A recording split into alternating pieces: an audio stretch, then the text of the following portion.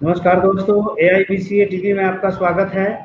और आज के इस ऑनलाइन परिचर्चा कार्यक्रम में जो चर्चा का विषय है वो ये है कि आर्थिक आधार और क्रीम लेयर का नया प्रस्ताव से जो है ओबीसी का प्रतिनिधित्व शून्य होने की संभावना। इस विषय पर चर्चा करने के लिए हमारे बीच में उपस्थित है परम सम्मानित परमादरणीय RK शर्मा जी, जो विश्वकर्मा महासभा के संस्थापक हैं और साथ ही साथ all India federation of OBC का जो है राष्ट्रीय स्तर का संगठन है, उसके आप कार्यकारिणी के सदस्य हैं। उसी के साथ हमारे बीच में उपस्थित है आदरणीय डॉक्टर के पटेल जी, जो पीजी कॉलेज गाजीपुर में असिस्टेंट प्रोफेसर हैं। और आज का जो विषय है मैं उस पर सबसे पहले आमंत्रित करना चाहता हूँ आदरणीय रामकृष्ण शर्मा जी को। सर, जो आज का विषय है उसमें मैं सबसे पहले जानना चाहूँगा, ये आर्थिक आधार और ये क्रीम लेयर का नया प्रस्ताव क्या है? आदरणीय नमस्कार सभी दोस्तों को। आवाज आ रही? जी सर, जी सर। सभी दोस्तों को नमस्कार, सभी श्रोता को और ऑर्गेनाइजर को मेरी तरफ से बहुत बहुत धन्यवाद। नंबर एक तो डॉक्टर साहब ने मेरा इंट्रोडक्शन दिया, उसमें मैं फाउंडर और सचिव हूँ विश्वकर्मा अभिमान महासंगठन, एक ऑर्गेनाइजेशन है दिल्ली में। मैं उसका संस्थापक हूँ, ना कि विश्वकर्मा महासभा का। तो चलिए अब आते हैं क्रीमी लेयर पे। तो सवाल क्या था, एक बार और दोबारा बताइए। सर, ये है कि जो क्रीम लेयर का जो नया प्रस्ताव आया है वो क्या है? वास्तव में क्रीम लेयर की अवधारणा पे आपसे मैं जानना चाहता था, क्रीम लेयर क्या है और उसका नया प्रस्ताव क्या है? इसमें जब ये मंडल कमीशन आया था, सभी लोगों को याद होगा, 90 और 92 की बात जो चल रही थी, तो जो संविधान में सिर्फ जो ओबीसी को आरक्षण है वो है शैक्षणिक और सामाजिक आधार पे। उसमें कहीं भी आर्थिक या क्रीमी लेयर का नाम नहीं है। और आर्थिक और क्रीमी लेयर को एक ही मान ले हम, तो सरकार की तरफ से ना कोई प्रस्ताव है, ना कोई संसद में प्रस्ताव पास हुआ है, ना सरकार ने पास किया है, ना कोई कानून बना है। ये जब चल ही रहा था, हालांकि जो 1931 की जनगणना है वो 52% थी, उसी को बेस लेकर के जो मंडल कमीशन हुआ था वीपी सिंह सरकार के टाइम में, उसी में ये मनुवादियों की बेसिकली जो हमारे पूरे जनतंत्र के ऊपर मनुवादियों का जो कब्जा है, उसी में ओबीसी को ना देने वाली बात आती है। तो एक पंडित जी सुप्रीम कोर्ट में गए, वो पटिशनर बन गए, दूसरे रेस्पोंडेंट बन गए, और तीसरे जो जज साहब थे उन्होंने ऑर्डर कर दिया। तो क्योंकि 52% था, 52% का मतलब 52% उसमें होना चाहिए था। पर सुप्रीम कोर्ट ने उस समय ये कह करके, जो कि आधारहीन है, कि हमने कैप लगा दिया 50% पे। सुप्रीम कोर्ट ने ये बोला, जबकि स्टेट के ऊपर आज कोई कैप नहीं है। किसी भी स्टेट में आप देखेंगे तो उस स्टेट में साउथ में तो 79% है, आई थिंक कर्नाटका में। लेकिन सुप्रीम कोर्ट ने सेंटर के इस बात को कैप लगा दिया, और उसके साथ साथ उन्होंने 150% में कैप लगा दिया, जो कि ठीक नहीं था। 27% दिया 50% की पॉपुलेशन के अगेंस्ट, जो कि बहुत ही गलत है। दूसरा, उसमें कोई आधार नहीं था कॉन्स्टिट्यूशन में। तो सुप्रीम कोर्ट ने अपनी तरफ से, उसको बोला जाता है ऑब्जर्वेशन, यानी ऑब्जर्व किया कि भाई सभी लोग आ जाएंगे, तो क्रीमी लेयर क्रिएट किया गया। वो कोर्ट से क्रिएट किया गया, सरकार ने क्रिएट नहीं किया, सरकार ने कभी क्रिएट नहीं किया उसको। तो वो क्रिएट किया गया वहाँ क्रीमी लेयर एक सर्टेन लेवल, जो शुरू में 1 लाख थी, उसके बाद में वो 2.5 लाख हुई, 4 लाख हुई, 6 लाख हुई, और अभी प्रेजेंट में 8 लाख है, जिसका हर 3 साल के बाद में रिवीजन होना था। तो पहले बार 1 लाख को 9 साल तक रिवीजन हुआ ही नहीं, जबकि उसका रिवीजन अगर होते हम देखते तो आज क्रीमी लेयर जो है वो खड़ी होनी चाहिए थी 22-25 लाख के ऊपर, लेकिन उसका रिवीजन ही सरकार ने नहीं किया। ओबीसी की तरफ से कोई आंदोलन नहीं हुआ, वो नहीं हुआ।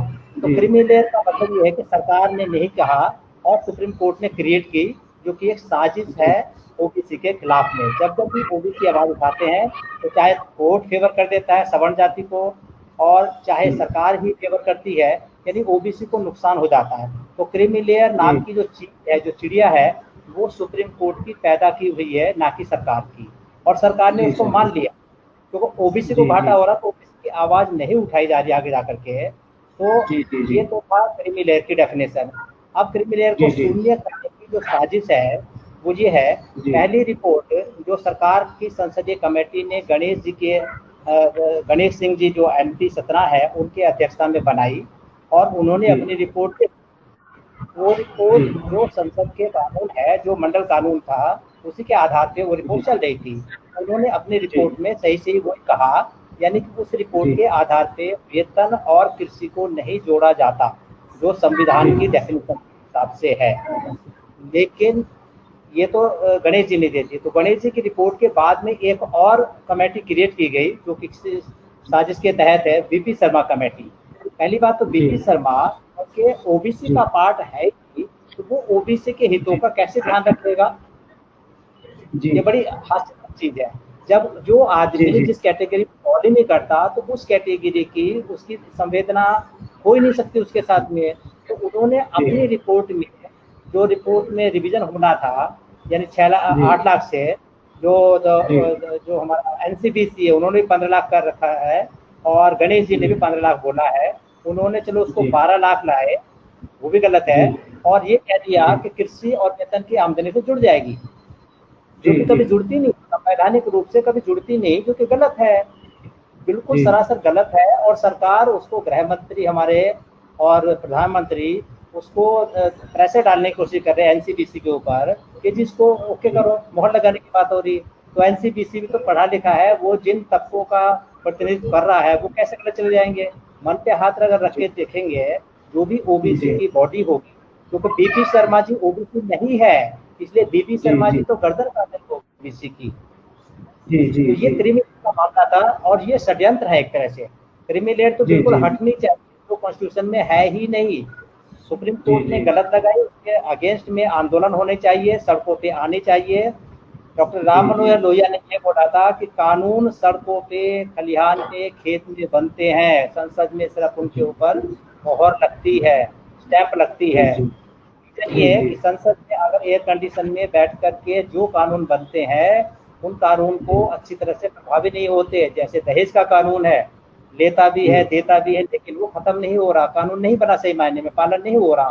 लेकिन जी उसके जी अगेंस्ट में जो कानून रोड पे आके के, जब लोगों में जन चेतना आती है, वो रोड पे आते हैं, एक दूसरे को पता चलता है, और लड़ाई से जो कानून बनाए जाते हैं वो कानून ज्यादा कारगर होते हैं।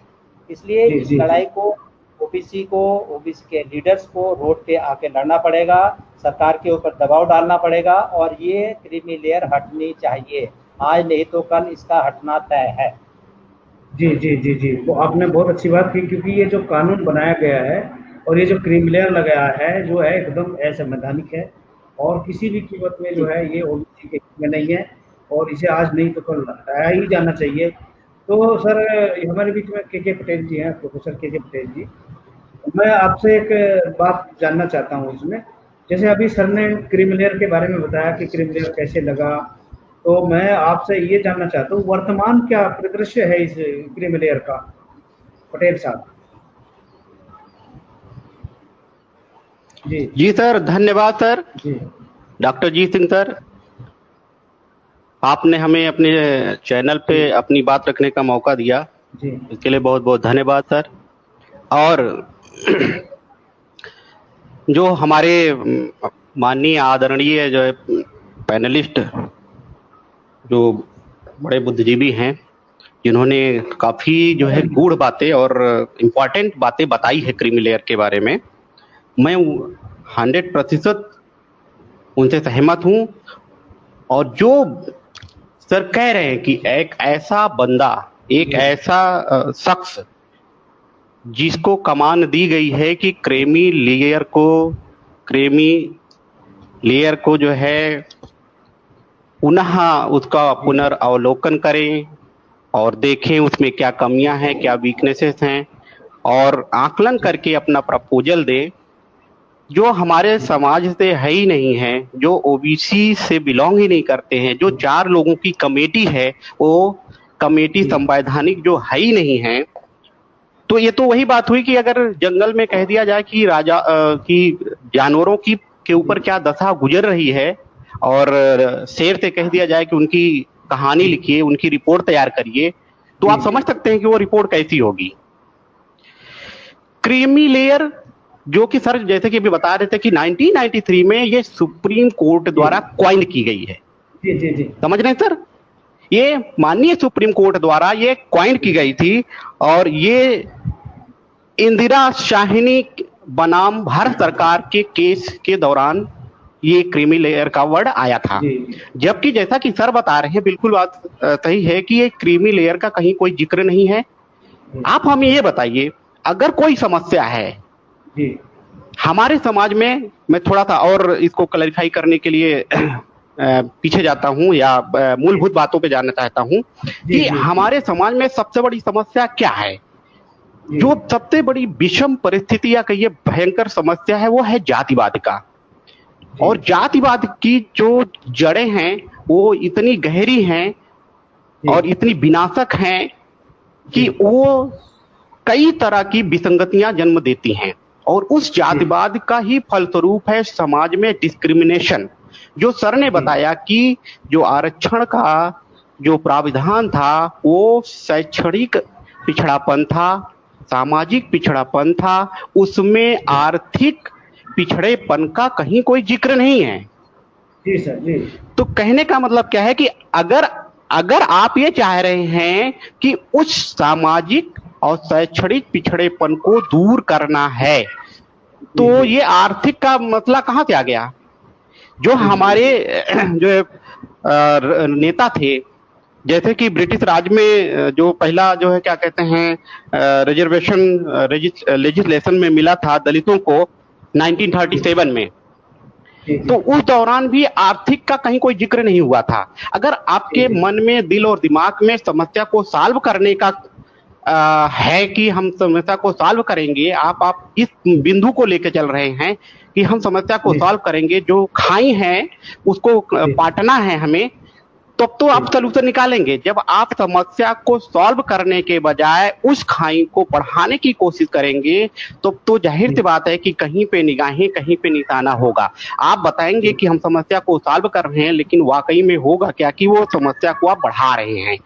जो अभी परिपेक्ष, जैसा कि आपका क्वेश्चन था कि वर्तमान परिस्थिति में क्रीमी लेयर की क्या स्थिति है, तो क्रीमी लेयर की जो स्थिति अभी जो बीपी शर्मा कमेटी ने पेश किया है, उसका इतना बुरा प्रभाव होगा कि अभी जब क्रीमी लेयर में के लिए आय में वेतन और कृषि की आय को नहीं जोड़ा जाता था, तब तो हमारी 27% आरक्षण होने के बाद हमारी जो रिप्रेजेंटेशन था, हमारा रिप्रेजेंटेशन था, वो मात्र 10-12-13% ही अपर लेवल में जो बड़े पद थे उनमें हो पाया था। अब जब ये क्रीमी लेयर की अनुशंसा जो बीपी शर्मा कमेटी ने दिया है माननीय प्राइम मिनिस्टर मोदी जी को, अगर ये लागू हो जाती है तो होगा क्या कि एक बहुत बड़ा तबका पूरी तरह से आरक्षण से वंचित रह जाएगा। नतीजा क्या होगा कि पद तो निकलेंगे, पद आएंगे, लेकिन वो क्या होगा, पद वो फिल नहीं होंगे। जब पद फिल नहीं होंगे तो उन पद को फिल करने के लिए 1-2 बार निकाला जाएगा, फिर उसके बाद उसे जनरल कास्ट से भर लिया जाएगा। तो नतीजा क्या होगा कि हम 27% जो आरक्षण है वहां पर अपना रिप्रेजेंटेशन करने के बजाय धीरे धीरे हमारी उपस्थिति और कम हो जाएगी। तो बिल्कुल सर ने सही कहा कि जो है ये बहुत खतरनाक है, और इस कमेटी को पूरी तरह से, इस अनुशंसा को, इस रिकमेंडेशन को पूरी तरह से तिरस्कार कर देना चाहिए। और अगर गवर्नमेंट इस जो है क्या कहते हैं कमेटी को की अनुशंसा को, रिकमेंडेशन को एक्सेप्ट करती है, तो हम लोगों को सड़क पे इसको आना चाहिए और जो है इसका विरोध करना चाहिए पूरी तरह से, वरना आगे आने वाले कल में एक बहुत बड़े तबके का बहुत बुरा हाल होने जा रहा है, जो ब्रिटिश रूल से कहीं ज्यादा बुरी कंडीशन में होगा। ठीक है सर। पटेल जी, आपने बहुत अच्छी बात कही कि जो है बहुत बड़ा तबका इस क्रीमी लेयर के दायरे में आने वाला है। बीपी शर्मा रिपोर्ट अगर लागू हो जाती है तो इससे ओबीसी का बहुत बड़ा जो समूह है वो क्रीमी लेयर के दायरे में आ जाएगा और वो जो है आरक्षण से वंचित रह जाएगा। और ये एक बात इसमें और मैं जोड़ना चाहता हूँ सर। जी मैं एक बात इसमें और जोड़ना चाहता हूँ कि ये जो क्रीमी लेयर का मतलब, जैसे सर ने बहुत खूबसूरती से बताया कि इसमें किसी कमेटी ने इसको रिकमेंड नहीं किया, चाहे वो कालेलकर की कमेटी हो, चाहे वो मंडल आयोग की बात हो, चाहे जो अभी संवैधानिक अधिकार प्राप्त जो आपका एनसीबीसी है, वो उसने भी कभी भी क्रीमी लेयर का जिक्र नहीं किया, उसने कभी भी रिकमेंड करने की बात नहीं कही। फिर ऐसी संस्था जो जिसके पास संवैधानिक अधिकार नहीं है, या कहिए जब एक संवैधानिक अधिकार वाली संस्था होने के बावजूद उसके पैरेलल में 4 लोगों की कमेटी बनाने का क्या मतलब था?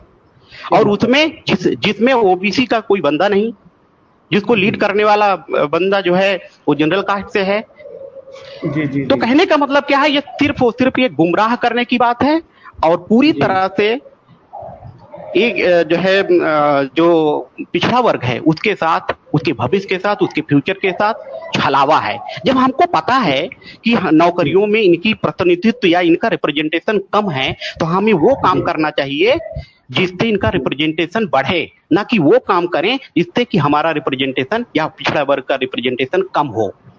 दरअसल बात ये कहाँ से उठी सर, ये समझने की जरूरत है। जी हाँ, मैं वही जानना चाहता था आपसे। जी तो सर बात ये उठी जब जो है क्या कहते हैं, दरअसल पर्सनल सेक्टर यूनिट में जो भी एम्प्लॉई हैं, जो भी पिछड़े वर्ग के एम्प्लॉई हैं, वहां पे काम करने वाले लोग हैं, कर्मचारी हैं, उनके बच्चों को जो उनके कहने का मतलब है कि कर्मचारियों के जो आय है, वार्षिक आय है, उसमें वेतन और एग्रीकल्चर, कृषि की आय को जोड़ दिया जाता है, जिससे उनके बच्चों को आरक्षण नहीं मिलता है। तो ये समस्या जो है गवर्नमेंट के पास जाती है और गवर्नमेंट क्या काम करती है कि बीपी शर्मा कमेटी को गठित करती है, और इसके उलट में जो सरकारी ऐसी संस्थाओं में जिनमें सरकार का पूरी तरह से कंट्रोल है, वहां पे जो कार्यरत कर्मचारी हैं उनकी वार्षिक आय में वेतन और कृषि संबंधित आय को नहीं जोड़ा जाता है। इसलिए बहुत सारे सरकारी कर्मचारियों के बच्चों को आरक्षण का लाभ मिल जाता है। तो इन दोनों केसों की विसंगति को देखते हुए प्रधानमंत्री ने एक कमेटी गठित किया था कि इसको भाई आप देखिए, इस जो विसंगति है इसको कैसे दूर किया जा सकता है। तो ये बात ऐसी हो गई कि आपको पक्के रास्ते पे चलने के लिए अलाउ किया था कि हाँ भाई, ताकि आपने अपनी समस्या बताई थी, आपको पक्के रास्ते पे चलने के लिए कह दिया गया कि कांटा फूटी नहीं है, पत्थर नहीं है, आपके पैर में नहीं गड़ेंगे।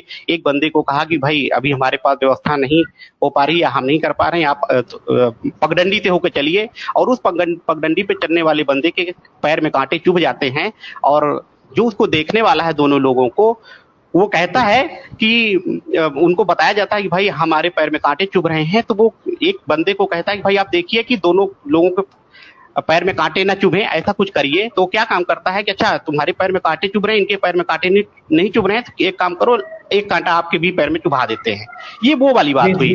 मतलब कहने का मतलब क्या है कहने का मतलब क्या है कि हमें परेशानी हो रही थी, हमारे साथी को परेशानी नहीं हो रही थी, तो हमने अपनी परेशानी बताया। हमारी परेशानी दूर करने के बजाय उन्होंने क्या काम किया, हमारे साथी की परेशानी पैदा कर दी। अब बराबर हो गए दोनों, अब विसंगति नहीं रह गई। वो ये कहने में, अरे अच्छा तो ये होता जब आप इसका समीक्षा किए कि हाँ भाई अभी जो रिप्रेजेंटेशन 27% है वही नहीं फुलफिल हो पाया, तो ये काम जो है जो पर्सनल सेक्टर यूनिट में कर्मचारी हैं उनके बच्चों के लिए भी कर देते ना। उनकी भी आय में, जो वार्षिक आय में एग्रीकल्चर की, कृषि की इनकम जो जुड़ रही थी, वेतन की इनकम जो जुड़ रही थी, उसको हटा देते, रिमूव कर देते। और फिर उसके बाद 27% रिप्रेजेंटेशन पूरा हो जाने के बाद आप किसी इस तरह की, पहली बात तो आर्थिक आधार पे आप किसी तरह का ना क्रीमी लेयर ना किसी तरह का लेयर ला सकते हैं, समझे। लेकिन अगर आपको कुछ चिंतन करना था, विचार करना था, तो आपको 27% रिप्रेजेंटेशन पूरा हो जाने के बाद, उनका प्रतिनिधित्व आ जाने के बाद आप अगर कोई कदम उठाते, कोई बातचीत करते, कोई वहां पे विवेचना करते, तो समझ में आता। तो कुल मिलाकर के ये पिछड़ों को परेशान करने, गुमराह करने और उनका जो थोड़ा बहुत प्रतिनिधित्व है वो और छीनने का ये काम बीपी शर्मा कमेटी कर रही है। जी, बहुत अच्छी बात की पटेल जी आपने। मैं जो है एक बात आप चलना चाहता हूँ आदरणीय आर के शर्मा साहब के पास। शर्मा जी को मैं पास चलने से पहले मैं बता देना चाहता हूँ, साथ ही जो क्रीमी लेयर है, आप दोनों लोगों ने बताया कि जो है किसी भी आर्टिकल में, संविधान के या किसी भी ऐसे संवैधानिक प्रोविजंस में जो है कहीं क्रीमी लेयर लगाने का कोई व्यवस्था नहीं है। लेकिन फिर भी यह इंदिरा साहनी बनाम भारत संघ से जो आया, और ये लगे साथ ही दुधारी तलवार की तरह काम करता है। जिसके पास पैसा है उसको कहता है कि जो तुम लोग है वहाँ पर मत पढ़ाई करो, और जिसके पास पैसा नहीं है उनको कहते हैं आप लोग वहाँ पर एडमिशन लो। तो एक तरह से एक व्यक्ति पैसा होते हुए नहीं गया, एक व्यक्ति पैसा ना होने के कारण नहीं गया, इसका मतलब ये जीरो हो जाता है। तो साथ ही साथ ये जैसे आप सर आर के शर्मा सर ने एक बात बताई कि जो है सामाजिक और शैक्षिक रूप से पिछड़ापन होने के कारण जो है ये व्यवस्था की गई थी। तो सामाजिक और शैक्षिक पिछड़ेपन के कारण आज भी भेदभाव होता है, आर्थिक आधार पर भेदभाव नहीं होता। एक जज और एक कलेक्टर एक दरोगा बनने पर भी वो कहलाता है ये पिछड़ी जाति का, ये हरिजन जाति का, ये चमार का है, ये दूसरा दबंगी है, दो मन्नाऊ है, ये लोहार बढ़ाई है, इस तरह से संबोधित किया जाता है बड़े बड़े अधिकारियों को भी। इसका मतलब ये है कि सामाजिक गतिशीलता का अभाव होने के कारण जो है आज भी भेदभाव हमें हमारी सामाजिक परिस्थिति के कारण नहीं होता है। तो ये जब भेदभाव सामाजिक परिस्थिति के कारण होता है तो ये आर्थिक व्यवस्था लगाने का इनका क्या मकसद है? सर मैं ये जानना चाहता हूँ आपसे आर के शर्मा सर, कि जब हमारे पास एक national commission for backward class है और उसी के साथ साथ जो है पार्लियामेंट्री कमेटी का भी गठन किया गया है।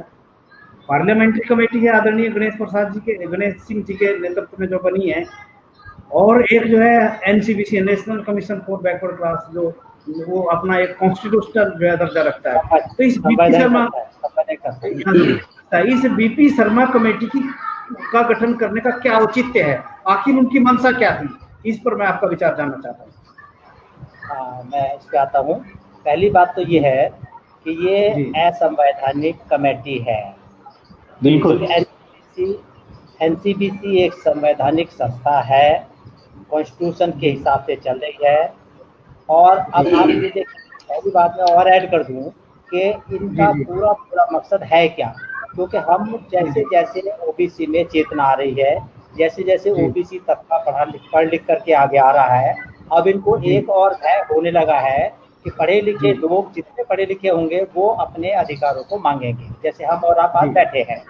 तो ये उन लोगों को निकालने का एक षड्यंत्र है कि इनकी आमदनी, सैलरी की इनकम और इनकम उसमें जोड़ करके जो तबका आज दाल रोटी खा रहा है इसको बाहर कर दिया जाए क्रीमी लेयर के नाते, जो पहली वाली क्रीमी लेयर से नहीं हो पा रहे थे, क्योंकि हमारे पास कृषि नाम की चीज है नहीं है, सैलरी की इनकम उसमें जुड़ती नहीं है, तो हमारी इनकम जीरो होती थी। इसलिए हम मेजोरिटी में लोग आ रहे थे और पढ़े लिखे लोग भी उतने नहीं थे, क्योंकि 27% को फुल नहीं कर पाए। हम 27% जो ये था कोटा उसको पूरा ही नहीं कर पाए, और सरकार ने बाद में तो ये करना शुरू कर दिया कि नॉट सुटेबल कैंडिडेट, और उसको भर दिया जनरल कैटेगरी से, जैसे डॉक्टर पटेल ने भी बताया। अब ये जो क्वेश्चन कुछ और था, ये मैं पीछे चला गया था, अभी सवाल जो था आपका। जी सवाल क्या था डॉक्टर साहब? सवाल ये था सर जो है ना कि जब दो संवैधानिक संस्था हमारे पास है, इस बीपी शर्मा कमेटी के गठन का क्या औचित्य था और ये इसे क्या सोचकर रखा गया था? जी इसको ऐसा मान के चले हम इस बीपी शर्मा कमेटी को ही जो है डिस्करेज करते हैं, ये गठन करने का कोई मतलब ही नहीं होना चाहिए था। इसी पर मैं आपका विचार जानना चाहता हूँ। सर सरकार को जब ये लग गया कि हम पढ़े लिखे हैं, हम लोग एनसीबीसी पे भी फॉलो कर रहे हैं, हम लोग गणेश कमेटी को भी फॉलो कर रहे हैं, और गणेश कमेटी संवैधानिक है, ओबीसी की बनी हुई है, एनसीबीसी में ओबीसी के लोग बैठे हैं, और ओबीसी के लोग ओबीसी के खिलाफ कैसे जा सकते हैं, क्योंकि उनको पीड़ा पता है। अगर मेरी सामाजिक स्थिति जो आज है, मैं कितना मेरे पास पैसा हो जाए, सब कुछ हो जाए, पर मेरे को जो सामाजिक स्टिग्मा वो नहीं पास आउट हो रहा, इसीलिए ये सब बेनिफिट मिला था। शैक्षणिक आधार पे हम लोग आगे नहीं आए थे, इसलिए मिला था। तो वो चीजें आज भी पीछे है। और रही बात ये कि ये क्यों आई, जब दोनों संस्थाएं ओबीसी के फेवर में रिपोर्ट दे चुकी है, तो सरकार और खासतौर से आरएसएस या मनुवादी सोचे कहती है कि भाई ये सारे का सारा जो चीज है, ये तो अब 27% भर लेंगे, पढ़े लिखे लोग आ गए, तो इनको कौन सी तरह से काटा जाए कि इसको खत्म किया जाए। तो उन्होंने अपनी मनमर्जी से एक जैसे बैकडोर एंट्री होता है, जैसे आईएएस ऑफिसर के यूपीएससी के थ्रू आते हैं, लेकिन आजकल लेटरल एंट्री शुरू कर दी है सरकार ने, मोदी सरकार ने। अगर मोदी सरकार 2015 के ओबीसी के कैंडिडेट को आईएएस और कलेक्टर नहीं बना रही और बैकडोर एंट्री लेकर लेटरल एंट्री के थ्रू उसको लेके आ रही है, ये तो थोड़ा अन्याय है, सोशल जस्टिस तो है नहीं। तो यही है क्रीमी लेयर के ऊपर बीपी शर्मा कमेटी जो असंवैधानिक है, इलीगल है और कोई मान्यता है ही नहीं।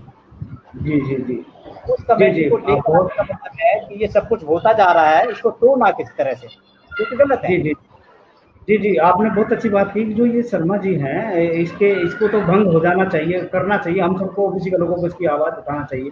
सर मैं यहाँ एक बात बताना चाहता हूँ जो है इसमें, जैसे मैंने एक शास्त्र में पढ़ा था, एक श्लोक के रूप में उन्होंने कहा था, जो यहाँ जो इस आज के विषय से जुड़ती हुई बातें हैं, उसमें ये कहते हैं, बृहद की नापितो गोपे कुंभकार के माणिकित कायस्थ मालाकार कुटुम्ब बरहो में तो चंडाल सुपच खोलता ऐसाम संभाषणास्म दर्शनाथ तीक्ष्ण। यानी ये हमारी सामाजिक परिस्थिति को इन्होंने देख करके लिखा है। नापितो वृद्ध की नापितो, वृद्ध की मैंने बढ़ई, नापितो मैंने नई, गोपे मैंने गवाला, कुंभकार के मैंने कुम्हार। वृद्ध की नापितो कुंभकार के माणिकित माने सोने का काम करने वाला सुनार से देखें, माणिकित कायस्थ मालाकार कुटुंबी है, जो माला बनाते हैं माली है। ये सारे कुटुंबी ने मैंने कुर्मी जो है, ये क्या है, सारे के सारे अंत्यज हैं। और जो है इनके दर्शन होने से जो है नरक का रास्ता खुलता है। यदि हमें बचना है इनसे, नहा करके सूर्य का दर्शन करो। तो इतनी बड़ी बड़ी जटिलता इन शास्त्रों में इन्होंने लिख कर रखा। और उसके बाद हमको कहते हैं कि आर्थिक आधार पर आपका लगा करके जो है हम आपका ये जो है इनका सामाजिक उत्थान करेंगे। एक व्यक्ति के कम हो जाने से, एक व्यक्ति के उन्नत हो जाने से क्या पूरा समाज उन्नत हो जाएगा? क्या आपके उस शास्त्र की परिभाषाएं बदल जाएगी? तो ये जो है सरासर गलत है सर। फिर मैं आपके अगले सवाल पर आना चाहता हूँ। मैं आर के शर्मा सर से ही मैं जो है फिर पूछूंगा। सर जो है ये जो भारतीय सामाजिक परिस्थिति है, ये भारतीय समाज व्यवस्था में जो ओबीसी है, इसके साथ जो इतना अन्याय हो रहा है, तो इसके संगठित न होने का कारण थोड़ा सा हमें बताइए सर। जी सर, शर्मा सर। क्योंकि बाबा अम्बेडकर साहब ने एससी और एसटी क्योंकि संगठित हो चुका था और उनको पूरी व्यवस्था वो कर गए थे। कॉन्स्टिट्यूशन का जो आर्टिकल 340 वो लिख के गए हैं। अगर ये संगठित उसी समय हो जाता, ओबीसी रिकॉग्नाइज नहीं हो रहा था। कौन कौन ओबीसी है, कौन कौन ओबीसी में है, लेकिन मनुवादी तो कह चुके थे। मनुवादी तो क्या कहते हैं, ब्राह्मण क्षत्रिय वैसे, उसके बाद में सब शूद्र है। तो ये संगठित नहीं हुआ था, इसलिए इस प्रोविजन को बाद के लिए छोड़ दिया गया था कि 340 जब ओबीसी संगठित हो जाएगा तो 340 लागू हो जाएगा। अब क्योंकि संगठित नहीं, क्योंकि बहुत सारे कारण है। कारण में अगर जाएंगे तो मैं राजभर साहब से पहले एक और किसी का वीडियो देख रहा था, यूपी के कोई मिनिस्टर या कोई थे, उन्होंने ये बोला जो मुझे उससे सुनने में मिला, बाकी सरकार के पास आंकड़े हैं, कि ब्राह्मण जब जाता है तो वर्ण के आधार पे उसको जाति प्रमाण पत्र मिलता है। ब्राह्मण अगर जाता है तो उसको वर्ण के आधार पे, यानी चाहे वो मिश्रा हो, चाहे शर्मा हो, दूसरे हो, जो ब्राह्मण में है उसको वर्ण के आधार पर जाति प्रमाण पत्र मिल गया। ऐसे ही अगर क्षत्रिय जाते हैं, उसे बहुत सारी कास्ट है उसके अंदर भी, लेकिन उनको वर्ण के आधार पर जाति प्रमाण पत्र मिल गया। ऐसे वैश्य जब जाते हैं उसमें बहुत सारी कास्ट है, उनके आधार पर मिल गया। लेकिन अब रहता है चौथा वर्ण जिसको कहते हैं, जो मनुवादियों की सोच है। हिंदुस्तान में चतुर्वर्ण व्यवस्था जो बहुत घातक है, दूसरे देशों में नहीं है। इसी को राजनीति में चल करके खेल खेला जा रहा है। 52 और 54% ओबीसी को जीरो करने की साजिश चल रही है। तो ये जो जलाते संगठित नहीं हुए थे, उनको जातियों में बांट दिया गया। जब भी कमीशन बना, जब आप काका कारगिल की रिपोर्ट को देखते हैं, तो मोरारजी देसाई जब पीएम में थे, उन्होंने 21.5 साल पहले जब वो इलेक्शन में आ रहे थे, उन्होंने बोला था कि भाई हम काका कारगिल को लागू करेंगे। लेकिन जब वो जीत के आ गए, उसके बाद उन्होंने, जब किसी ने आवाज उठाई तो वो कहते नहीं वो तो रिपोर्ट बहुत पुरानी हो गई। कहते साहब आप 21.5 साल पहले, 6 महीने पहले 21.5 साल पुरानी रिपोर्ट को तो कह रहे थे करेंगे, और 6 महीने में ऐसी क्या चीज आ गई कि रिपोर्ट पुरानी हो गई। तो उन्होंने एक दूसरा गठन कर दिया जो मंडल कमीशन बन गया, यानी कि घंटे बस्ते में डालने की ब्राह्मणवादी सोच है। अगर आप हिंदुस्तान की बात देखेंगे, कांग्रेस है, बीजेपी है, एक से दूसरे मिले हुए एक ही सिक्के के दो पहलू है, ब्राह्मणवादी व्यवस्था है। तो अब जब नीचे आते हैं ओबीसी में, तो ओबीसी में, एससी में, एसटी में, वहां जाति प्रमाण पत्र कई हजारों की संख्या में जातियां हैं। अब उनमें मनुवादी सोच जो ना एक जगह नहीं होने देता। कभी कभी तो ये देखने में मिलता है, हम प्रैक्टिकल लाइफ में देखते हैं कि यहाँ पे हिंदुस्तान में ओबीसी के ऊपर मुसलमानों ने कोई अत्याचार नहीं किया। अगर मैं कंपेयर करता हूँ, जहाँ से मैं आता हूँ, मेरा जन्म जो यूपी के डिस्ट्रिक्ट बिजनौर में पैदा हुआ, मैं 1980 से दिल्ली में रह रहा हूँ। तो मैं ये मानता हूँ कि अगर हमारे ऊपर अत्याचार करते तो दबंगई करते हैं। जो सवर्ण है वो दबंगई है, गांव में जाके देखेंगे तो दबंगों से ओबीसी के ऊपर अत्याचार होते हैं, मुसलमानों से नहीं। लेकिन सरकार जब भी ओबीसी का मामला उठता है, कभी तो मंदिर मस्जिद का मामला आ जाएगा, कभी हिंदू मुस्लिम आ जाएगी, यानी लड़ाने के लिए सरकार ओबीसी को आगे करती हिंदुत्व के नाम पे। और सही मायने में ओबीसी को हिंदू माना भी नहीं जाता। अगर आरएसएस की परिभाषा में देखेंगे तो ओबीसी हिंदू नहीं है। जी जी जी जी, मैं एग्जाम्पल और कोट कर दूं, यानी एक किसी ओबीसी के मंदिर पे मंदिर हो या दूसरा मंदिर हो, उसके ऊपर अगर किसी ने कुछ कुठाराघात किया है तो हिंदू बचाने नहीं आते। जो दबंग हिंदू है, सवर्ण हिंदू है, उस समय में हिंदू है ही नहीं। जी जी जी जी जी, बात आपकी बिल्कुल सही है, इसका वो बचाने नहीं आते। जी जी, ये आपका बात संगठित नहीं हो पाया है, इसको तोड़ा जा रहा है, सरकार भी तोड़ रही है, मनुवादी भी तोड़ रहे हैं, ब्राह्मणवादी भी तोड़ रहे हैं। ये उनको पता है कि जिस दिन ये संगठित हो गए, ये 52% तुम सबको पीछे कर देंगे। SC ST इनके भाई है जो साथ में आ जाएंगे, उनसे कोई दिक्कत नहीं है। SC ST से ओबीसी के ऊपर कोई अटैक नहीं हुआ आज तक। यानी तीनों वर्ग SC ST OBC एक साथ बैठने को तैयार है, लेकिन ये लोग बैठने नहीं देते। जी जी जी जी, आपने बहुत अच्छी बात की। सामने आ रही है ये इसका मतलब ये होगा कि जैसे ये लोग बैठना चाहते हैं, मगर कुछ ऐसी ताकतें इनके बीच में काम करने लगती हैं, उनको ये बैठने नहीं देते। ये जैसे मैं यहाँ एक बात और क्लियर कर देना चाहता हूँ, हमारे दर्शक जो है सवाल पूछ रहे हैं, मैं उनकी बात बताऊँ। जैसे ये इस देश की जो आबादी है वो 2 किस्म की है, एक उच्च वर्ग और एक निम्न वर्ग। उच्च वर्ग में ब्राह्मण, क्षत्रिय, वैश्य, और निम्न वर्ग में जो है जो चौथा वर्ण है शूद्र, और वर्ण व्यवस्था के बाहर जो अछूत कहे जाते थे और जो जंगलों में रहते थे वो है। यानी इसका मतलब ये हो गया कि जो शूद्र वर्ण के लोग हैं, संविधान में उनको SEBC कहा, socially and educationally backward class कहा। और उसके साथ साथ जो वर्ण व्यवस्था के बाहर लोग हैं, अछूत थे, जो उनको शेड्यूल कास्ट और शेड्यूल ट्राइब का। और यानी शेड्यूल ट्राइब के साथ अछूतपन का लेवल नहीं है, अछूतपन के लेवल केवल शेड्यूल कास्ट के लोगों के पास है। तो 15% शेड्यूल ट्राइब शेड्यूल कास्ट है, 7.5% शेड्यूल ट्राइब है, जिसके अंदर कबीलाई लोग हैं जो जंगलों में रहते हैं, और 15% जो है ये शेड्यूल कास्ट के लोग हैं जो अछूत कहे जाते थे, वर्ण व्यवस्था के बाहर थे। ये दोनों लोग वर्ण व्यवस्था के बाहर थे। वर्ण भाई बाबा साहब ने भी कहा, वर्ण व्यवस्था के अंदर जो शूद्र था उसी को आर्टिकल 340 में SEBC का, socially and educationally backward class का, और जो है इस तरह से SC ST और OBC। तो अब सवाल लोग बात ये पूछे, लड़के का सवाल ये है कि भाई जो है SC ST OBC किसे कहते हैं। मित्र, मैं आपको बताना चाहता हूँ कि जो है सामाजिक और शैक्षिक रूप से पिछड़े हुए वो व्यक्ति जिनके अंदर कबीलाई गुण होता है, ट्राइबल ट्रेट होता है, उनको शेड्यूल ट्राइब कहते हैं, जो जंगलों में रहते हैं। सामाजिक और शैक्षिक रूप से पिछड़े हुए लोग जिनके अंदर अछूतपन का व्यवहार होता है, जो वर्ण व्यवस्था के बाहर होते हैं, उसे कहते हैं हम शेड्यूल कास्ट। और सामाजिक और शैक्षिक रूप से पिछड़े हुए लोग तो SC नहीं है, ST नहीं है, ब्राह्मण नहीं है, क्षत्रिय नहीं, वैश्य नहीं है, वो कहलाते हैं OBC, अदर बैकवर्ड क्लास। और तो इस बैकवर्ड क्लास में जो है SC ST OBC ये सब मिलकर के आते हैं। इसके अलावा और भी जातियां हैं, NT DNT VJNT। सवाल था इसलिए मुझे बोलना पड़ा। फिर मैं चलना चाहता हूँ आदरणीय पटेल जी के पास। तो जो है अब एक बात बता करके मैं कहूँगा, क्योंकि जो सवाल है लोगों की जब तक कंसेप्ट क्लियर नहीं होगा, क्योंकि हम आप लोगों को इसलिए बुलाते हैं कि हमारे दर्शक जो है जब तक इस मूलभूत समस्या को नहीं समझेंगे तो उसके खिलाफ बगावत नहीं कर पाएंगे। और जो है नहीं उनको, अभी बहुत सारे लोग अपने आप को कहते हैं हम जो है वैश्य हैं, हम लोग ब्राह्मणों के वंशज हैं, हम क्षत्रियों के वंशज है। और जो है ये जो देश की आबादी का जो बंटवारा, जो सर ने अभी चर्चा किया था आपके सामने सर ने, कि जो ब्राह्मण का सर्टिफिकेट जो है ब्राह्मण के नाम पे बनता है, द्विवेदी चतुर्वेदी पांडे के नाम से नहीं बनता। और इधर OBC का जो सर्टिफिकेट बनता है बुहार, सुनार, कुम्हार, कसेरा, टटेरा, इनके नाम से बनता है। तो ये जो आबादी है देश की जो है, ब्राह्मण वर्ण और जाति दोनों है, और इसी तरह से क्षत्रिय वर्ण और जाति दोनों हैं, इसी तरह से वैश्य वर्ण और जाति दोनों हैं।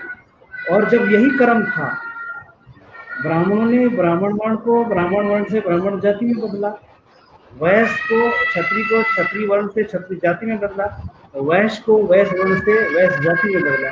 यही क्रम अगर बदलने का था तो क्या होना चाहिए था, शूद्र को भी शूद्र जाति में बदलना चाहिए था। मगर वो शूद्र जाति में ना बदल करके बहुत सारे असंख्य सीढ़ी नुमा व्यवस्था में जो बताया जाता है 6,793 जाति कुछ टुकड़ों में बांट दिया गया, जो बताया गया, जो एक दूसरे से ऊपर नीचे है। तो ये सवाल हमारे दर्शकों की तरफ से आ रहा है, तो जब तक ये नहीं समझेगा तो ये जो आरक्षण की व्यवस्था उस समाज के दबे कुचले वंचित समाज के लिए, जिनका शासन प्रशासन में हिस्सेदारी बहुत कम थी, उनको उनकी आबादी के हिसाब से हिस्सेदारी देने के लिए, सामाजिक न्याय देने के लिए दिया गया था।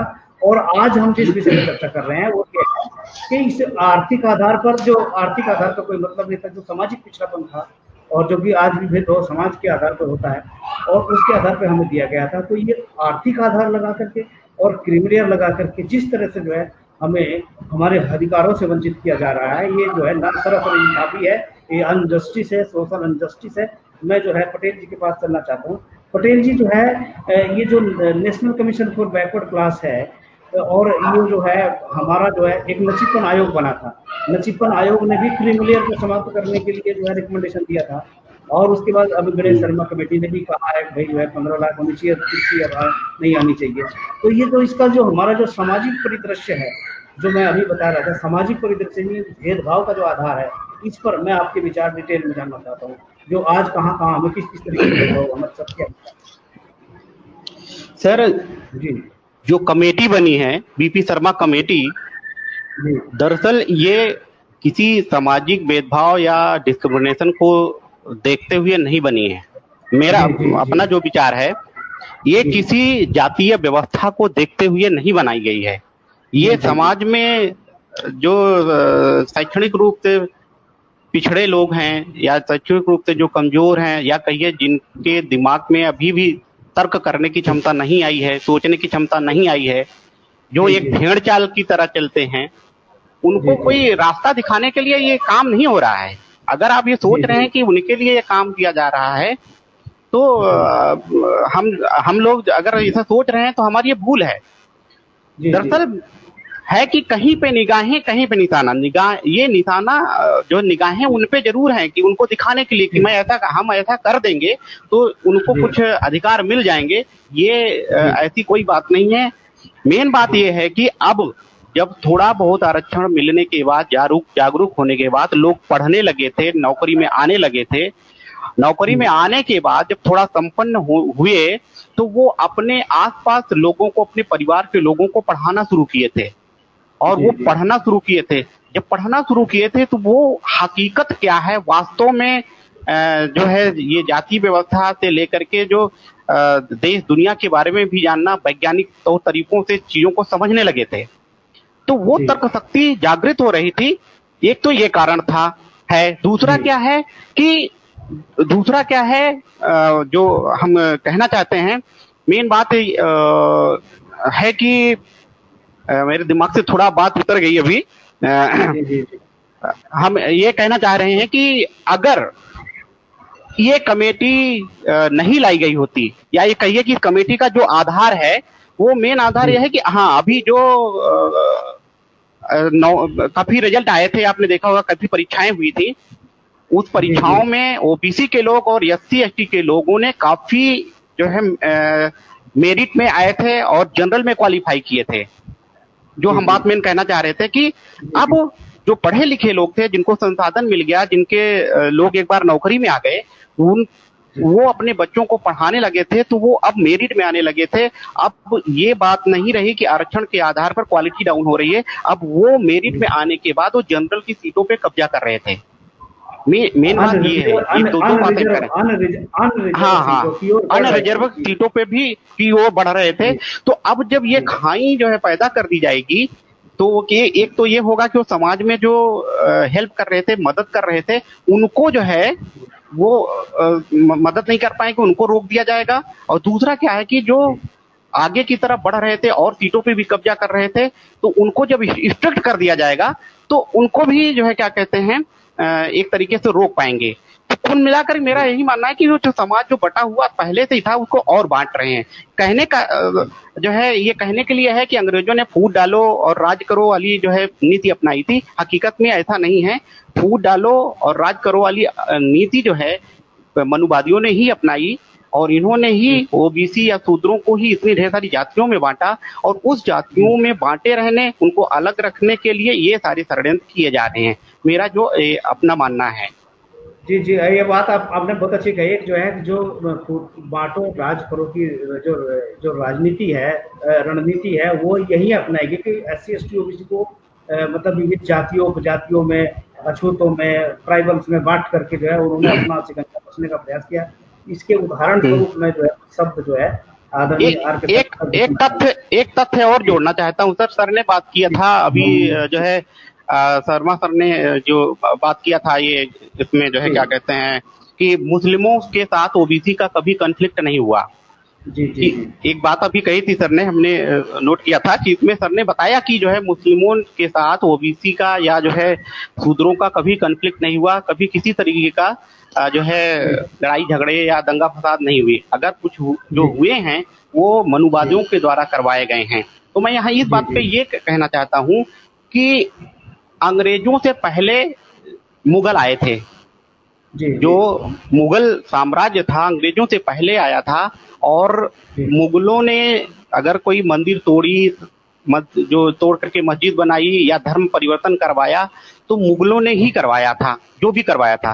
लेकिन एक आंदोलन अगर कोई हमें ये बता दे कि एक आंदोलन मुगलों के खिलाफ किया गया हो, मुगलों को भगाने के लिए किया गया हो, तो हम मान जाएंगे कि हाँ भाई मुगलों के प्रति मनुवादियों का संघर्ष होता रहा है, या मनुवादियों का मुसलमानों से किसी तरह का द्वेषभाव रहा, बल्कि इसके बदले रोटी और बेटी का संबंध बनाए रखे। और वही जब अंग्रेजों की बात करते हैं, जैसे ही अंग्रेज आए, अंग्रेजों के खिलाफ उन्होंने कोई मंदिर जबकि नहीं तोड़ा, उन्होंने किसी तरह का धर्म परिवर्तन नहीं करवाया, लेकिन उनके खिलाफ तब तक आंदोलन हुआ था जब तक जो है अंग्रेज भारत से चले नहीं गए। हम देखिए अंग्रेजों के पक्षकार नहीं है, लेकिन मैं दोनों चीजों का विवेचना कर रहा हूँ कि अंग्रेजों के खिलाफ आंदोलन क्यों हुआ और मुगलों के खिलाफ आंदोलन नहीं हुआ। तो क्योंकि अंग्रेजों ने जो है सबको समान अधिकार देना शुरू कर दिए थे। इस विषय पर हम अलग से डिबेट करेंगे। इस पर जो है हम आज के सवाल पर जो है चलेंगे। पटेल जी, यहाँ मैं आपको रोकना चाहता हूँ। मैं सर से ये सवाल मेरा था कि जो आप जो बता रहे थे कि जो बांटो और विभिन्न वर्गों में जो बांटने की जो रणनीति आपकी रही है कि बांटो और राज करो, तो उसके एक दो उदाहरण में जो है आर के शर्मा सर से पूछना चाहता हूँ। एक दो उदाहरण आप दे करके इसे, जैसे कि ये बांटने वाली जिसे बांटते हैं, बांटने का एक तरीका है, इसको किस में बांटा। जी सर, इसमें ऐसा होता है कि जितने भी सेगमेंट्स हैं, ओबीसी में बहुत सारी जातियां हैं। अब वो जातियां अपने आपस में कोई दिक्कत नहीं है, लेकिन जो बांटने वाले लोग हैं, एक गांव में, आवाज आ रही है मुझे? आवाज जी, आवाज आ रही है। ठीक है।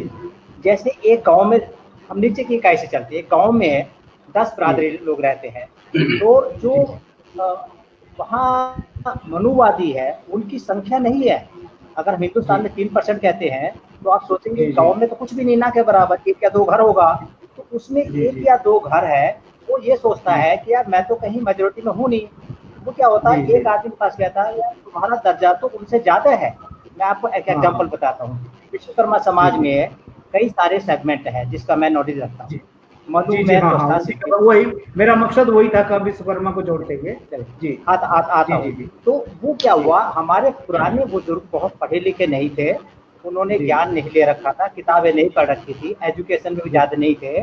तो एक शरारती आदमी वो जाके कहता है, जहांगीर को कहता है, अरे आप तो धीमान से ऊंचे हैं, वो तो आपसे नीचे हैं। या दूसरे को कहता है कि अरे वो तो लोहार है, उनसे तो आप पढ़े ही हो, आप तो ज्यादा उनसे अच्छे हो, वो तो आपसे तुच्छ है। तो एक से दूसरे की लड़ाई लड़ाने के अलावा कुछ नहीं किया। ऐसे ही हम लोग आपस में आज पढ़े लिखे होने के बाद में तो हम ये कहते नहीं हम तो बराबर है। आज हमारा फार्मूला है we are at a equal line, हम एक लाइन पे सब खड़े हैं, ना कोई छोटा है ना बड़ा है, उससे किसी को ऐतराज नहीं है। पर ऐसी बात कहने वाला कोई हुआ नहीं। उसमें तो ये हुआ है कि एक मनुवादी गाँव में कहता अरे यार आप तो उनसे छोटे हो, उनसे बड़े हो, उनको जाकर अरे यार आप उनसे बड़े हो। तो यानी कि वो अपने में ही अपने घर में कर रहा, ये कहता है मैं बड़ा हूँ, बी कहता मैं बड़ा हूँ, कहता अपने घर में मैं ए से बड़ा हूँ, बी कहता मैं ए से बड़ा हूँ, ए कहता मैं बी से।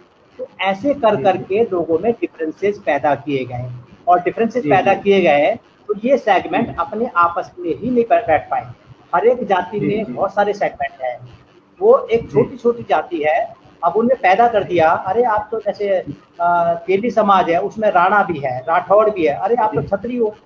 उनको आधो को कह दिया तुम छत्री हो, आधो कह दिया अरे तुम तो उनसे बड़े हो। ऐसे ही विश्वकर्मा समाज में भी आधो को बोल दिया आप ब्राह्मण हो, आधो को बोल दिया आप लोहार हो, आधो को दूसरा बोल दिया। तो ये जो एक जगह किया, तो ये तोड़ने की साजिश है।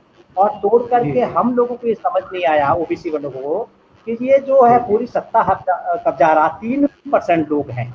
या अगर मैंने ये कहा शोषक और शोषित, यानी कि उसको छोड़ दिया जाए हम चारों वर्ष के बाद में, शोषित लोग आज की तारीख में 85% है, 85% शोषित लोग हैं। और देखिए उन पे राज करने वाले 15% लोग हैं। कौन सा सोशल जस्टिस है, कैसा सोशल जस्टिस है? अम्बेडकर अकेले आदमी संविधान लिख के चले गए और हम 85% जनसंख्या होकर के भी संविधान की रक्षा नहीं कर पा रहे। सरकार उल्टी हो गई। सरकार को जिस दिन ये समझ आ गया और हम रोड पे आ गए, हमने कोई लाठी नहीं चलानी, हम तो वैसे शोषित है, हमारे पास तो कुछ भी नहीं है, लेकिन अगर हम खड़े हो गए सब लोग, तो सरकार हाथ जोड़ करके, जैसे किसी ने कहा था पहले पार्लियामेंट में कही भी, या किसी काशीराम जी ने किसी ने, कि जिस दिन हम इकट्ठे हो गए वो लोग हमारे पॉलिश के करेंगे पे 15%। तो अब ये है कि हमें इकट्ठा होना जरूरी है। आज की पुकार है, हमें इकट्ठा होना जरूरी है और इकट्ठे होकर के ही हम अपना भला कर पाएंगे। सरकार ओबीसी की होनी चाहिए, एसटी ओबीसी की होनी चाहिए, 85% उनको प्रतिनिधित्व को मिलना चाहिए। और एक बात और ऐड कर दूं, इतना भी ना केवल हिंदुस्तान में, आप ऑस्ट्रेलिया में उठा के देख लीजिए, अमेरिका में उठा के देख लीजिए, सबको, अमेरिका में गोरे और कालों का वहाँ प्रतिनिधित्व है। अगर 14% कालों को वहाँ नहीं रखा जाता सरकार में, यहाँ तक कि प्राइवेट कंपनी में भी, तो उनके ऊपर पेनल्टी लगती है, और रखा जाता है तो उनको इंसेंटिव मिलता है। तो जब अमेरिका जैसे देश के अंदर ये है, तो यहाँ कैसे खत्म कर देंगे? और खत्म कहाँ हो रहा? मजे की बात है, 15 लोगों ने 100 रोटियां हैं, 15 लोगों ने 50 रोटी ले रखी है, और बेचारे 85 लोगों के पास 49 रोटी है। टोटल जो है 8% प्लस 7.5% प्लस 27% 49.5%, 49.5 85 लोग हैं, आधी रोटी आ रही है। ओबीसी 52% आधी रोटी आ रही है, मतलब उनके ऊपर 3 रोटी आती है। 15 लोगों के पास में 50 रोटी है, उससे भी ज्यादा है, 3 रोटी आ रही है ज्यादा, उससे 3.5 रोटी, लेकिन वो अपनी भी खा रहा है और आधी रोटी ओबीसी भी खा रहा है। तो सरकार को कुछ ना कुछ तो संजीदगी होनी चाहिए कि आधी रोटी भी ओबीसी को नहीं खाने दोगे तो ओबीसी को एक दिन तो आएगा, रोड पे आ जाएगा, वो कहते हैं मुझे मार दो, अच्छा वो का कर दो, वो का वैसे भी मारना, आगे मार दो। तो अब आंदोलन आपने जी बहुत अच्छी बात कही, जो है ना, जैसे ये जो डिस्ट्रीब्यूशन है इसके हमारे संसाधनों का, ये जो आजकल जो है 95% जो धन धरती का मालिक जो है ब्राह्मण बनिया ठाकुर है, और 5% में जो है ये दबे कुचले वंचित समाज के लोग हैं, जो मंडल कमीशन की रिपोर्ट बताती है। और उसी के साथ साथ नौकरियों में जो है आज का जो रिप्रेजेंटेशन है वो उनकी आबादी के हिसाब से भी सही नहीं है, और जिनकी आबादी सबसे कम है उनकी आबादी, उन लोगों ने जो है सबसे ज्यादा संसाधनों का कब्जा बना रखा है। तो सबसे बड़ी जरूरत आज ये है कि सबको उनकी आबादी के हिसाब से हिस्सेदारी मिलनी चाहिए। पटेल जी जो है अब समय समाप्ति की भी ओर जा रहा है, हम लोग कंक्लूजन की ओर बढ़ रहे हैं। तो आज का हमारा विषय यही था कि जो है ये आर्थिक आधार और क्रीम लेयर लगने से जो है कि जो हमारा जो ओबीसी का जो रिप्रेजेंटेशन है शासन प्रशासन में जो है शून्य के बराबर होने की संभावना है, हो जाएगा, संभावना नहीं हो ही जाएगा। जिस तरह से, क्योंकि आज जो है मंडल कमीशन को लागू हुए जो है 30 साल हो गए, क्योंकि 7 अगस्त 1990 को जो है इसकी घोषणा हुई थी, और आज लगभग जो है आप देख रहे 4 अगस्त है, लगभग 30 साल जो है इसको हो चुके हैं, और उसके बावजूद भी ये ओबीसी वहीं पर वहीं खड़ा है। यदि हम उसके पीछे जाके देखें, जब छत्रपति साहू जी महाराज ने साल 1902 में जो है अपने शासन में जो है प्रतिनिधित्व दिया था 50% तक इस पिछड़े समाज को, तो उस समय जो 99% जो है ब्राह्मण जो है उनके शासन प्रशासन में थे, और आज भी लगभग 97% जो है शासन प्रशासन धन धरती रोजी रोजगार में आज भी है। और 1902 और 2002 तक 100 वर्ष हुए, और आज 2020 120 वर्षों में भी हमारी परिस्थिति अभी बदल नहीं पाए हम लोग जो है, क्योंकि आज हमारे पास भारत का संविधान है, उस समय हमारे पास संविधान भी नहीं था, और आज हमारा शासन भी, आज हमें वोट का अधिकार भी है, उस समय हमारे पास वोट का अधिकार भी नहीं था। और आज हमारे पास व्यस्त पदाधिकारी, हम किसी भी सांसद विधायक को बदल सकते हैं, लेकिन हम अपने हक अधिकारों के लिए, हम अपने, जो भी दर्शक हमारे देख रहे हैं ओबीसी के लोग, हम उनसे चाहेंगे आप अपने वोट की कीमत पहचानो और इस तरह से जो ओबीसी के साथ जो भेदभाव करने वाले जो लोग हैं उनको उखाड़ फेंको और इस तरह से जो है अपने हक अधिकार को लेने के लिए रात दिन काम करिए, लगिए। और ये AIGCA TV जो है हमारा इस जन जागरण के अभियान में एक हिस्सा बना हुआ है। मैं जितने भी दर्शक हमारे भाई देख रहे हैं, इस वीडियो को शेयर करिए, लाइक करिए, अपने दोस्तों को दिखाइए और ज़रूर शेयर करिएगा। मैं कंक्लूजन की ओर चलना चाहता हूँ आदरणीय सिर्फ आज के इस विषय पर कंक्लूजन हो। जी सर, मैं दो बात करना चाहता हूँ कंक्लूजन के संदर्भ में। सबसे पहले तो मैं एक छोटा सा डाटा रखना चाहता हूँ जो UGC 2017 का डाटा है और उसमें जो यूनिवर्सिटीज हैं, जो सेंट्रल यूनिवर्सिटीज हैं, स्टेट यूनिवर्सिटीज हैं और यूपी स्टेट की जो यूनिवर्सिटी है उसमें क्या कंडीशन है ओबीसी की, वो मैं बताना चाहता हूँ।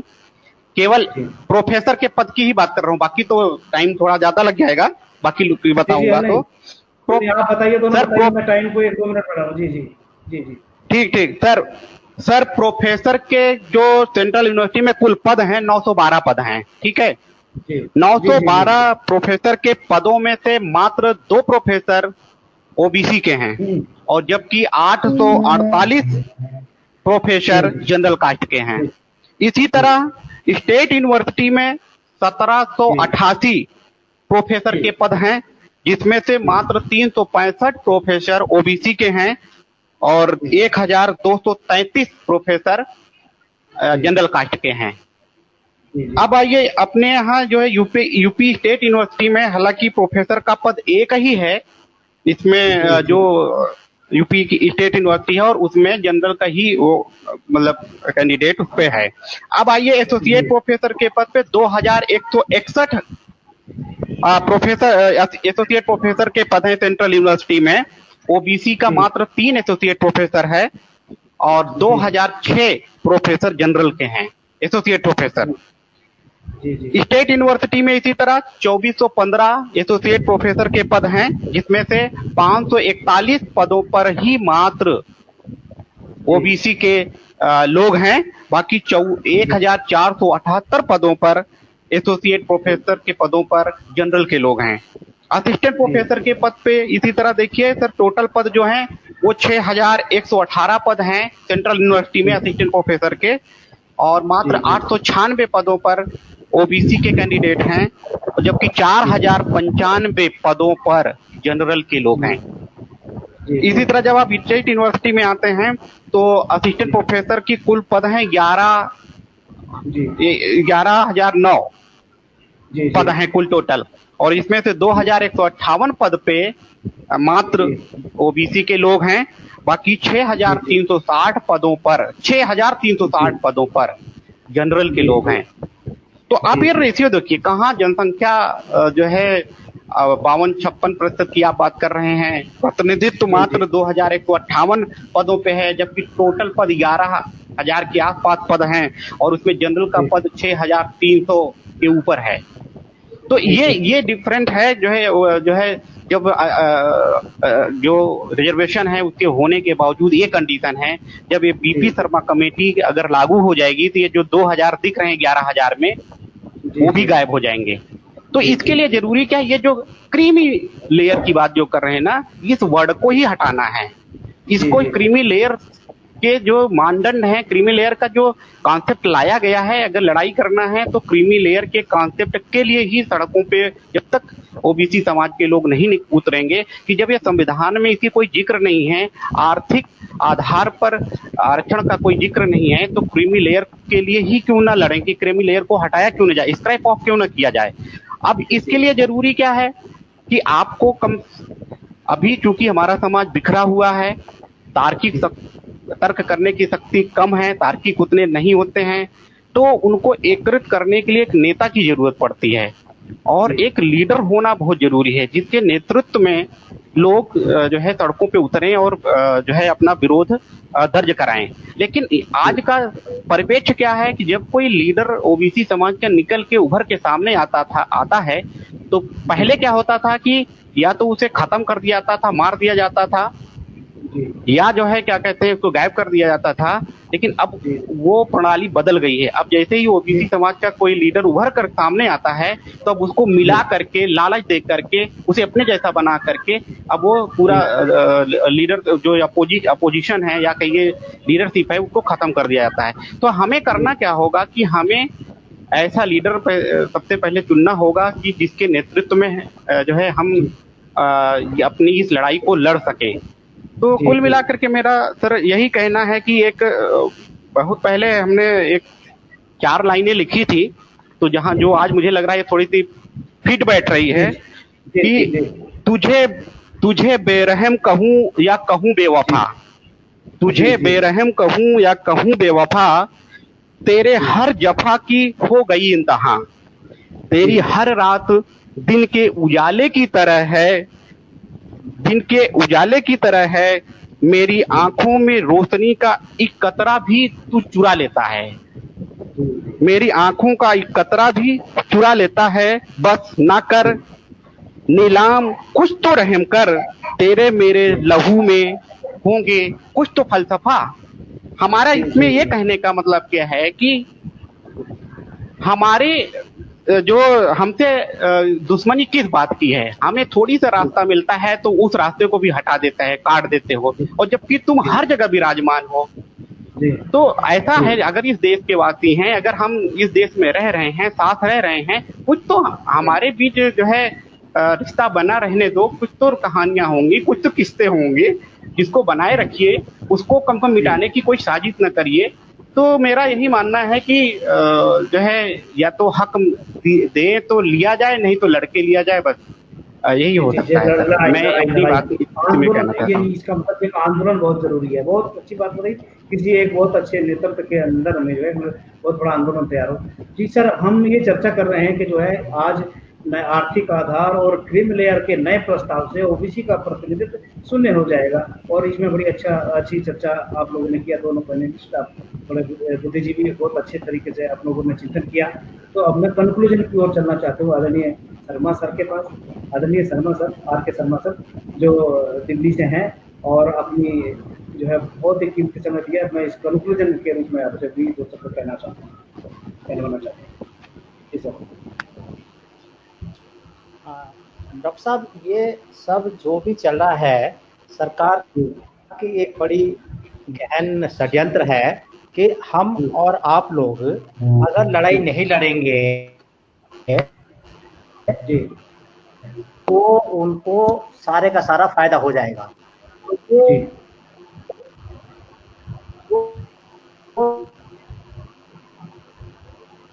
है यहाँ के लोगों का भी राइट है।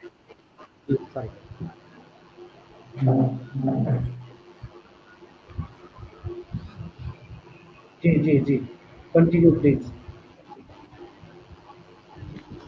लगता है नेटवर्क की कुछ प्रॉब्लम हो गई है। प्रॉब्लम हो गई है सबके पास।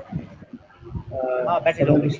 तो यहाँ जो है कि हमें सबको जी ठीक है सर, ठीक है सर, ठीक है जी, हो जाता है तो हो जाएगा। हाँ जी। थैंक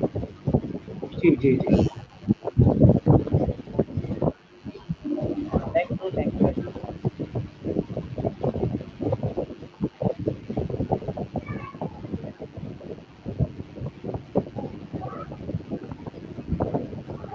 जी शर्मा जी।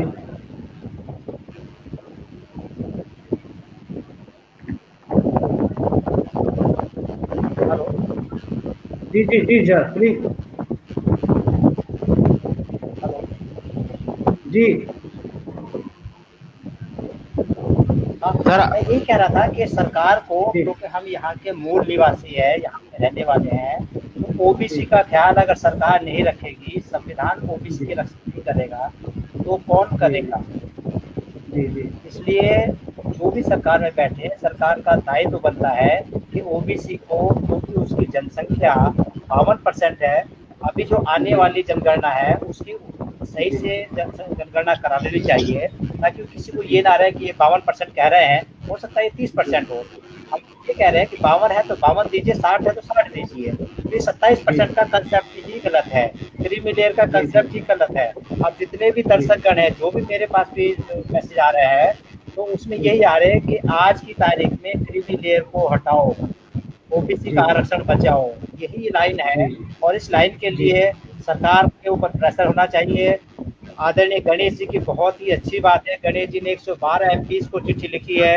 अब हम सब की ड्यूटी होती है जनता जनार्दन की, हम तो राजनेता नहीं है, ना ही किसी पॉलिटिकल पार्टी से बिलोंग करते हैं। हमने वोट दिया है अपने अपने एमपीज को, उन एमपीज को हम घेराव करें, उनके पास जाए, सोशल मीडिया का सहारा ले, बैनर लेके जाए, अभी सोशल डिस्टेंसिंग में भी जा सकते हैं मास्क लगा करके, उनसे पूछिए, बताइए ओबीसी के आप पक्ष में है या विपक्ष में, आप गणेश रिपोर्ट को मानते हैं या वीपी सिंह शर्मा की रिपोर्ट को मानते हैं। उनको एक्सपोज करना जरूरी है।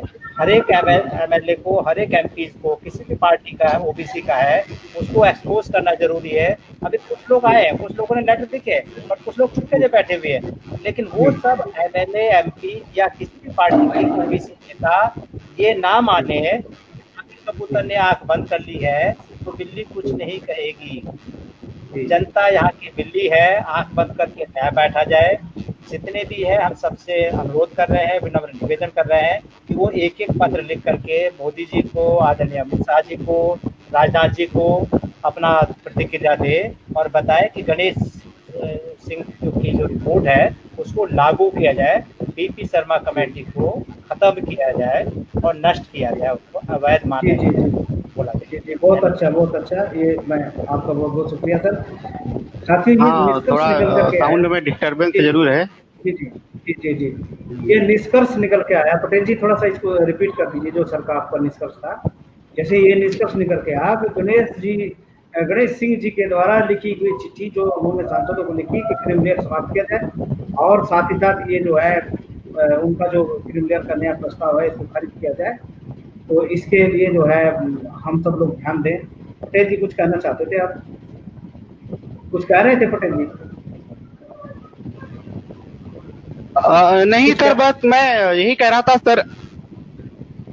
हाँ, सर ने बिल्कुल बाखूबी बिल्कुल सही कहा है। तो सर ने काफी जो एग्जैक्ट बातें थी कि हमें जो है जो पूरी बात तो अच्छे से सुन नहीं पाए, लेकिन गणेश सर की जो बातें थी, जो उनका रिकमेंडेशन था कि आप उनके रिकमेंडेशन के हिसाब से जो है चलना है या जो है बीपी शर्मा के हिसाब से चलना है। फिर अगर इस पे निर्णय हो जाता है कि हाँ भाई किस रिकमेंडेशन को तवज्जो दिया जा रहा है, नहीं तो फिर उसके बाद हमें हम लोगों को हमारा ये कहना है, हम सभी अपने चैनल के माध्यम से कहते हैं बीपी शर्मा रिपोर्ट को खारिज किया जाए और गणेश सिंह जी के प्रस्ताव को लागू किया जाए। बिल्कुल सार संक्षेप जो है वो यही है, बीपी शर्मा की रिपोर्ट को पूरी तरह से खारिज किया जाए और ओबीसी को उनकी आबादी के हिसाब से हिस्सेदारी दिया जाए, क्रीमी लेयर समाप्त किया जाए, और जो है धनराशि में, रोजगार में उनकी आबादी के हिसाब से हिस्सा होना चाहिए। और आप लोगों ने हमारी बात बड़े ध्यान से सुनी, और आप जो है बड़ा कीमती समय निकाल करके हमारे चैनल को उपस्थित हुए। मैं आपका शुक्रिया अदा करना चाहता हूँ। आदरणीय शर्मा जी, आदरणीय के पटेल जी, बहुत बहुत धन्यवाद। धन्यवाद सर। Thank you sir. धन्यवाद सर। जी।